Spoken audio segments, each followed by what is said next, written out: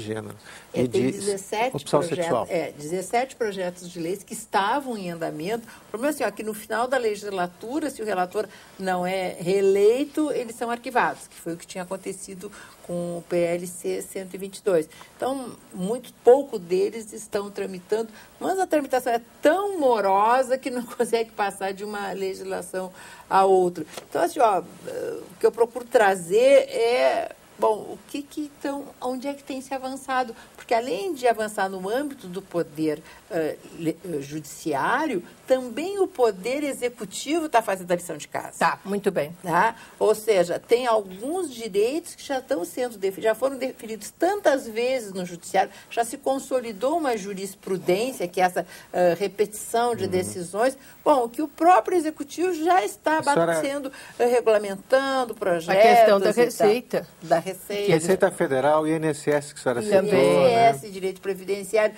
direito de obter visto de permanência, sabe, se declarar no imposto de renda um como dependente no outro. Esses são avanços importantes, porque isso não precisa passar pelo judiciário. Você lembra 10 anos atrás a questão do Tony Reis e com o parceiro, que era inglês? Aquilo foi, olha, foram meses de negociação. Então, nesse sentido, a gente vê que nós esquecemos de dar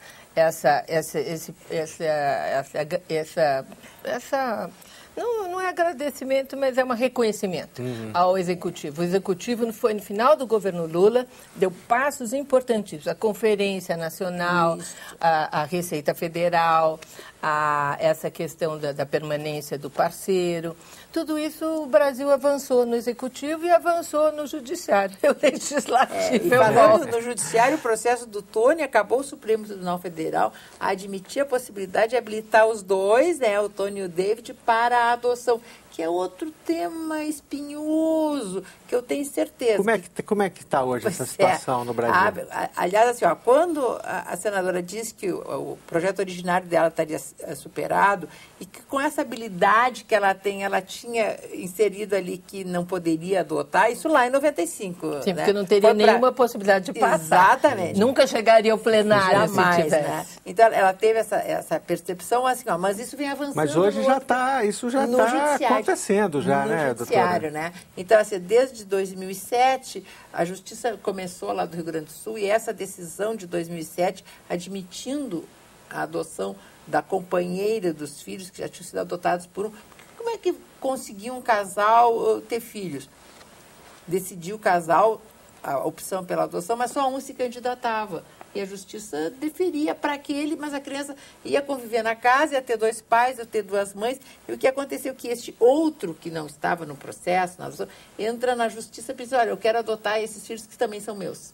E a Justiça acabou deferindo. Então, no registro, conta o nome dos dois pais ou das duas mães.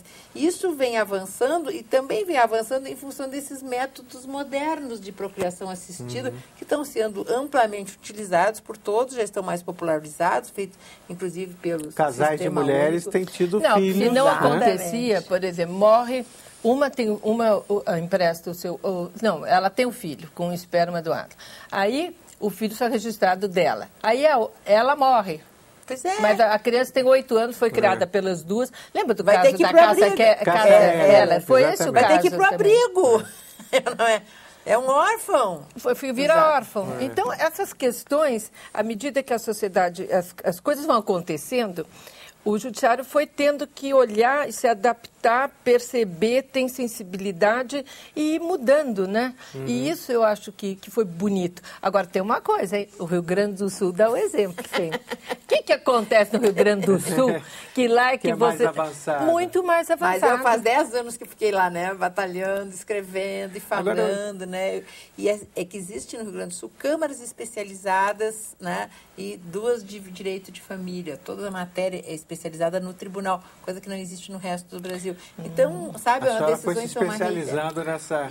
E as 2 câmaras, né, que julgavam. Então, a Justiça conseguiu se consolidar nesse sentido, e eu era presidente de uma das câmaras, que esses avanços acabaram acontecendo. Agora, eu queria perguntar para a senhora, doutora Berenice, quais são os tipos de... A senhora que passou, então, depois de sair do Tribunal de Justiça, a senhora se aposentou e é advogada hoje especializada nessa área. Quais são os casos mais frequentes que chegam ao seu escritório?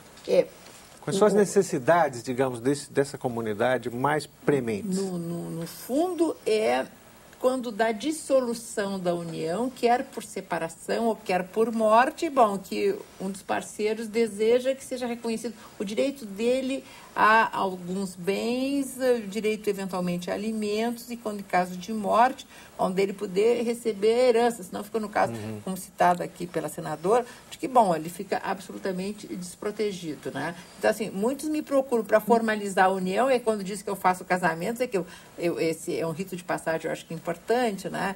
De se isso ser solenizado as uniões, mas também, assim, ó, quando as uniões se dissolvem, precisam buscar o judiciário, porque não tem nenhuma legislação que permita a concessão desses direitos, bom, a não ser através do judiciário, ou se vai atrás dos parentes, ver se eles concordam, então, de deixar algum bem ou deixar a casa, porque não falta uma legislação. A nossa grande esperança, a senadora e a senhora, para ver se esse nosso Congresso avança nesse sentido. Quais são as perspectivas, senadora? De homofobia? Do PLC 122 e de outros projetos semelhantes. Olha, o que é importante colocar, cada coisa no seu momento, cada dia a sua agonia. E o PL 122, ele é muito mais restrito e não muda normas, não muda, quer dizer, não é que não, ela é mais leve, diríamos, porque é alguma coisa que ninguém pode ser contra o combate à homofobia. E assim mesmo ainda encontra bastante resistência. Encontra, né? Mas é uma resistência, eu acho, de outro patamar do que os que acham que da relação dois homens, duas mulheres, e isso ser porventura chamado de casamento. Eu acho que são diferenciados. Eu acho que a aprovação do PL 122, espero que ela ocorra, ela não é, como alguns dizem, uma porta aberta para o casamento. De jeito nenhum. Ela é outro patamar. Nós vamos trabalhar nessa questão e depois nós temos que ver como está o termômetro do Congresso, né? Porque a última campanha foi uma campanha muito pesada, muito conservadora. Parecia que o Brasil tinha aí 10 anos para trás. Ao mesmo tempo, venceu a pessoa que tinha menos preconceito e que menos insuflou essas coisas. Então, isso também foi uma coisa importante, né? O resultado final. Mas foi muito ruim, muito ruim. Eu me senti assim, meu Deus, eu sou brasileira, estou numa campanha para a presidência onde se discutem essas coisas com esse viés tão antigo, tão ruim, e que não levou a nada, nenhum passo, só levou a acirramento de ódio no país. Um país que não tem ódios, né?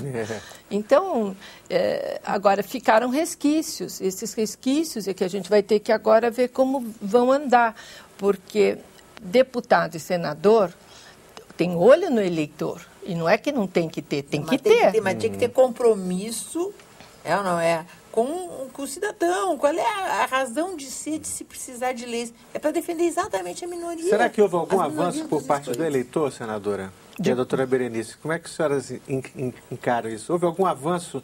O eleitor hoje está mais, digamos, progressista nessa área? Eu acredito Estaria que mais propenso a aceitar um voto? Depende do comportamento da mídia. Mas a mídia está sendo maravilhosa nesse ponto. Por isso que eu estou contente. Por isso que eu estou contente. A mídia está muito mais a favor desses avanços e desse respeito à cidadania, aos direitos humanos, na verdade, do que sempre esteve. Ela está hoje madura, acolhe. Nós vemos nas novelas, que antes também tinha, mas era diferente, né? Eu vejo as matérias, essa semana saiu uma matéria lindíssima com a doutora na Folha de São Paulo. A mídia está sensível à questão.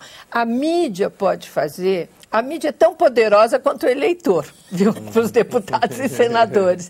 Então, eu acredito que a mídia se posicionando com clareza, já tivemos editoriais a favor, né, do Globo, acho que também já teve um editorial a favor, eu acredito que isso faz os que são contra não terem tanto receio, a não ser um pouquinho que sempre é eleito com essas bandeiras que não são, não diria nem que são de fé, são às vezes de outro tipo. Eu, inclusive, tenho preconizado, assim, junto à Ordem dos Advogados, até na Ordem dos Advogados Nacional, de um evento importante que foi realizado e que participei eu e a senadora, de se criar no Brasil comissões de diversidade sexual em todos os estados, para capacitar os advogados para entrarem com as ações, para os juízes conhecerem essa jurisprudência, daí esse site que eu tenho, trazendo tudo, já tem Tanto mais de 1000 advogado quanto decisões. juiz precisam conhecer a jurisprudência. Exatamente. Já, né? Eu acho que nós temos que produzir assim, um derrame de ações, quase um tsunami de demandas no Poder Judiciário. Quem sabe que varre o preconceito, varre a discriminação. Então, eu acho que ele é um movimento importante. Também um congresso nacional, que eu levei 5 anos para conseguir realizar, né? Onde se debata essas questões envolvendo, em primeiro lugar, para flexibilizar a opinião pública, para mobilizar e, quem sabe, conseguir convencer o nosso legislador que cumpra a sua obrigação, que é fazer leis para os cidadãos, mas para todos eles. Ok. É para todos eles. Muito obrigado, senadora Marta Suplicy, do PT de São Paulo. Muito obrigado, doutora Maria Berenice Dias, que é ex-desembargadora do Rio Grande do Sul e é advogada especializada em direito homoafetivo. Muito obrigado a você, telespectador, que nos acompanhou até agora. Até o próximo programa.